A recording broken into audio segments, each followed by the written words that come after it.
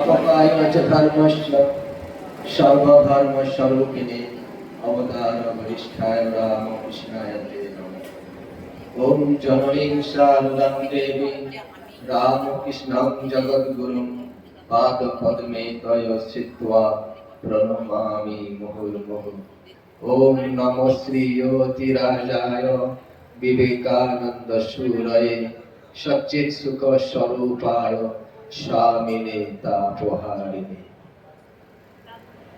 ঠাকুর মা স্বামীজি চরণে আমার ভক্তিপূর্ণ প্রণাম নিবেদন করি। এই আশ্রমের অধ্যক্ষ মহারাজ যে চরণে আমার ভক্তিপূর্ণ প্রণাম। আজকে এই অনুষ্ঠানে আগত অন্যান্য সাধু ব্রহ্মচারীদের আমার সশ্রদ্ধ যথাযোগ্য স্থানে প্রণাম, নমস্কার, ভালোবাসা। আর ভক্তদেরকে আমার সশ্রদ্ধ নমস্কার, শুভেচ্ছা এবং ভালোবাসা।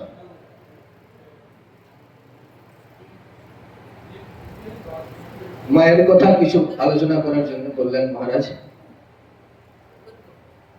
মায়ের ছোট্ট একটি কথা, সহ্যের সমান গুণ নেই আর সন্তোষের সমান ধন নেই। সব থেকে বড় গুণ হচ্ছে সহ্য গুণ, আর সব থেকে বড় ধন হচ্ছে সন্তোষ। আমাদের জীবনে শান্তি নেমে আসবে যদি এই ছোট্ট এই কথাটি মনে রাখি। আমরা শান্তি কথার অর্থ ইংরাজি জানি যে পিস, PEACE। এটাকে ভাঙলে এর মধ্যে অনেকটা আমাদের জীবনে কি কর্তব্য সেটা আমরা খুঁজে পাবো। পি ফর পিওরিটি, পবিত্রতা। মা হচ্ছে পবিত্রতা স্বরূপিণী। পবিত্রং চরিতং যস্য পবিত্রং জীবং পবিত্রতা স্বরূপিণী তস্যৈবে নমঃ।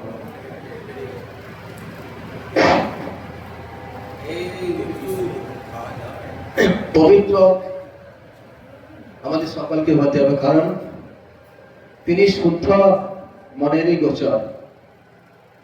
যার মন শুদ্ধ পবিত্র হবে তার হৃদয়েতেই ভগবান, যা আমি আরাধনা করছি, তিনি প্রতিভাত হবেন।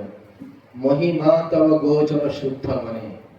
তাই শুদ্ধতা, পবিত্রতা প্রতিপত্তি, সে মাকে হৃদয় সিংহাসনে বসাতে গেলে আমাদেরও শুদ্ধ পবিত্র হতে হবে। আর ই ফর এন্ডিওরেন্স, মানে সহনশীলতা। সহ্যের সবার গুণ নেই।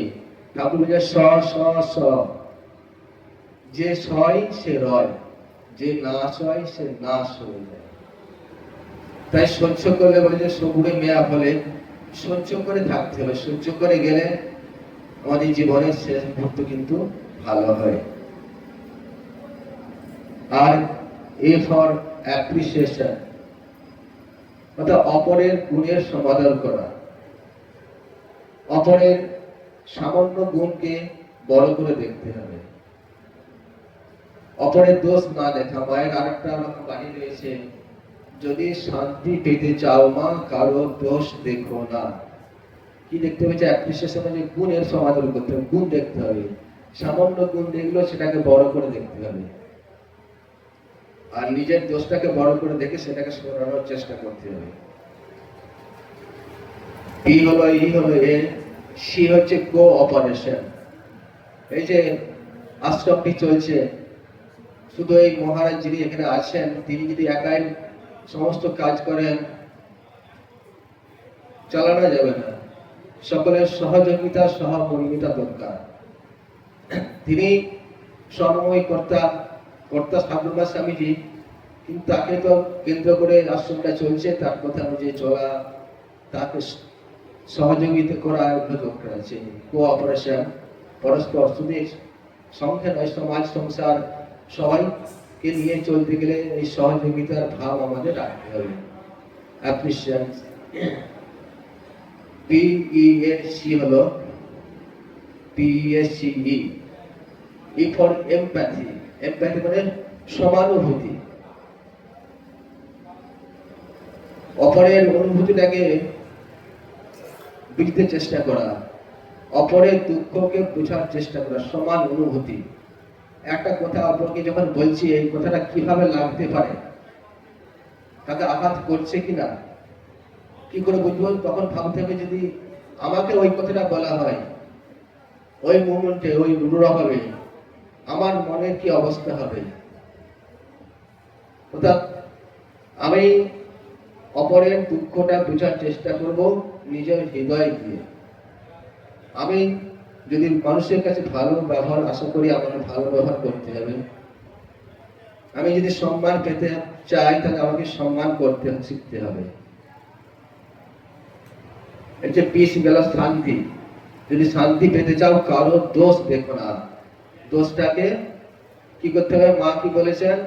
মায়ের চরিত্রে এমনই বৈশিষ্ট্য, মায়ের স্তোত্রে আছে, স্নেহে ন বদনাসি মনো অস্মদীয়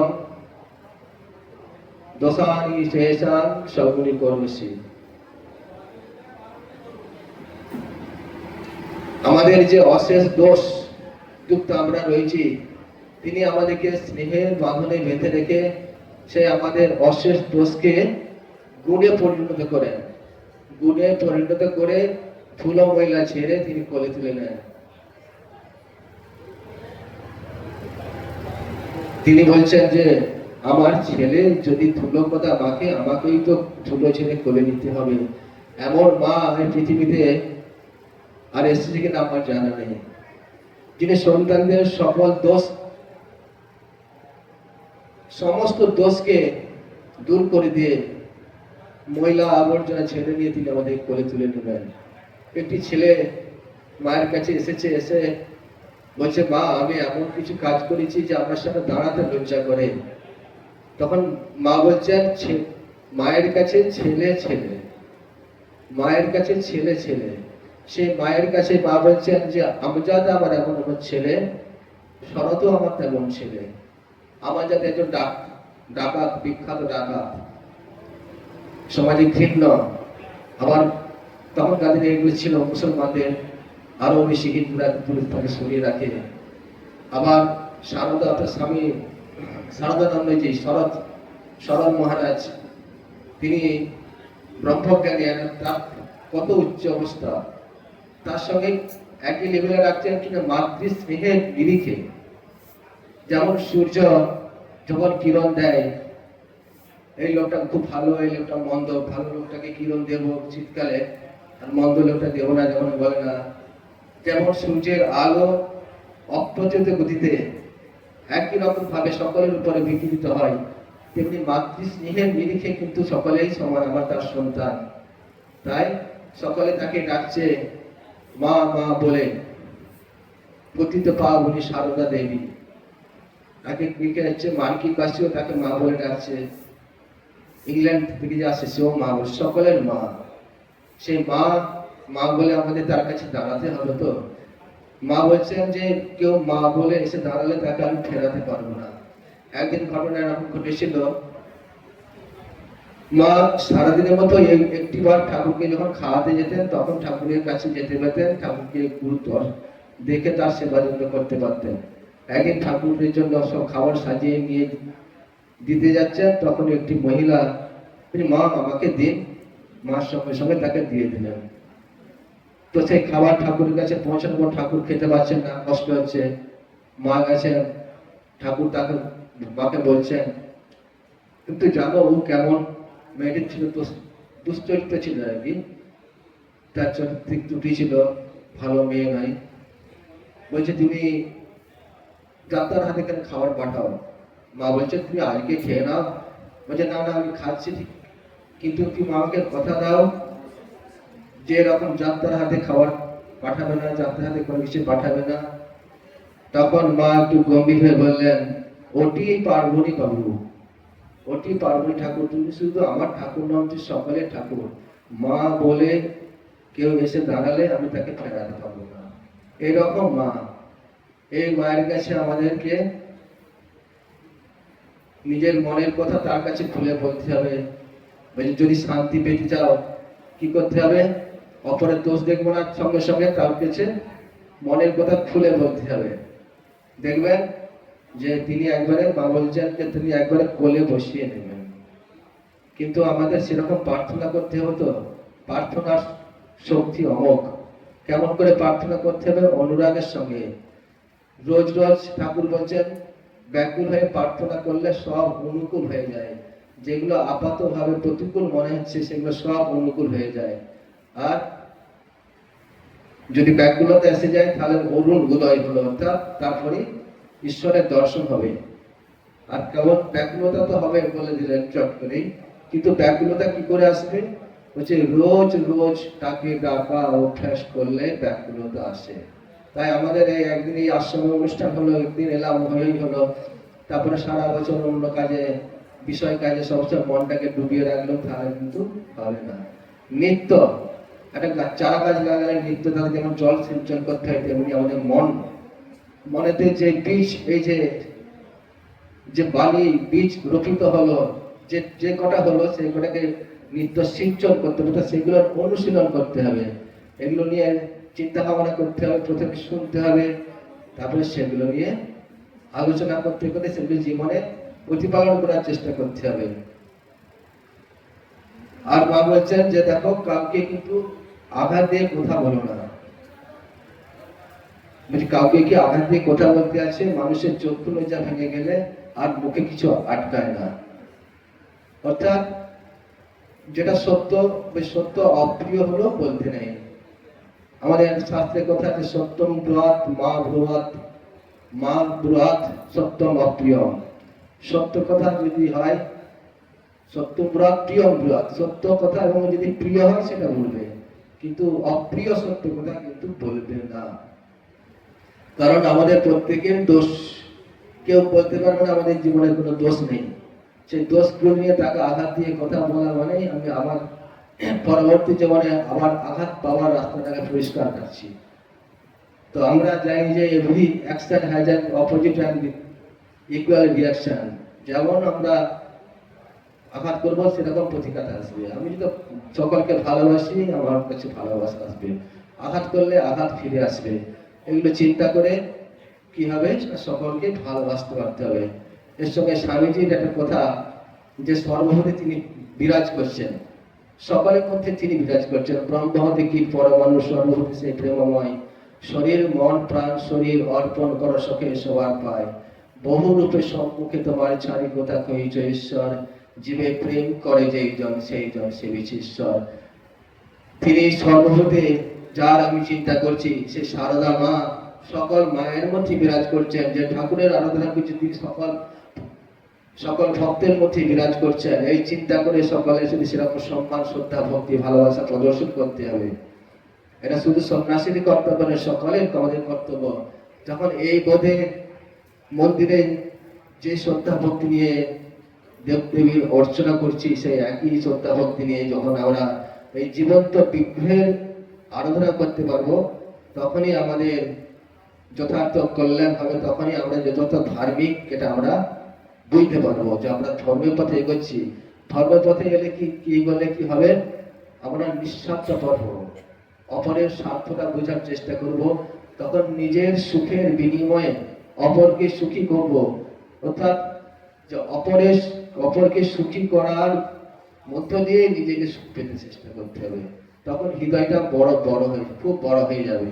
মা বলছেন যারা এসেছে, যারা আসেনি, আর যারা আসবে, আমার সকল সন্তানদের জানিয়ে দিও মা, আমার ভালোবাসা আমার আশীর্বাদ সকলের উপর বর্ষিত হচ্ছে।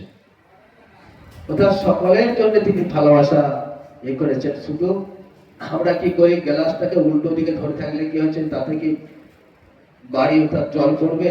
গ্লাসটাকে সোজা করে দাঁড়াতে হবে, মায়ের কাছে দাঁড়াতে হবে। তো মাকে এরকম করে নিত্য আমাদের প্রার্থনা করে যেতে হবে। মা যেগুলো বলছেন সেগুলো শুনে শুনে সেভাবে চলার চেষ্টা করতে হবে। আর ব্যক্তি ভক্ত মাকে জিজ্ঞেস করছেন যে কিভাবে সাধন করবো। মা খড়ি দেখি দিয়ে বললেন নিজের খড়িটা যেমন টিক টিক শব্দ করছে, এরকম জপ করে যাও। কি জপাত সিদ্ধি জপাত সিদ্ধি জপাত সিদ্ধি। জপ করতে করতে তারপরে কিন্তু ভক্তি, ভালোবাসা, প্রেম সব আসবে। কিন্তু কেমন করে জপ? জপ হচ্ছে কি মন্ত্র জপ। মন্ত্র কি? মননাত্রায়তে ইতি মন্ত্র। যে মন, যেটাকে জপ করলে আমাদের মনকে রক্ষা করে, ধারণ করে। কোত্থেকে? আমাদের মন তো বিষয়ের দিকে সবসময় ছুটছে, সেই বিষয়মুখী মনকে ঈশ্বরের দিকে আনতে হবে। আমরা বহু বছর, বহু জন্ম ধরে শুধু বিষয়ের দিকে ছুটেছি এবং তার মধ্যে সুখ, শান্তি, আনন্দ পাওয়ার চেষ্টা করেছি, কিন্তু তার মধ্যে সুখ, শান্তি, আনন্দ নেই। রাজা যযাতি 10,000 বছর পুত্রের আয়ু নিয়ে তিনি ভোগ করার চেষ্টা করলেন, করে তিনি বলছেন কি না, ওর মধ্যে কিন্তু কোনো শান্তি নেই। না জাতু কামা কামানা উপভোগন সম্পত্তি ভবিষ্যৎ কৃষ্ণ বর্তমৈব ভূয় ভাবি ভক্ততে।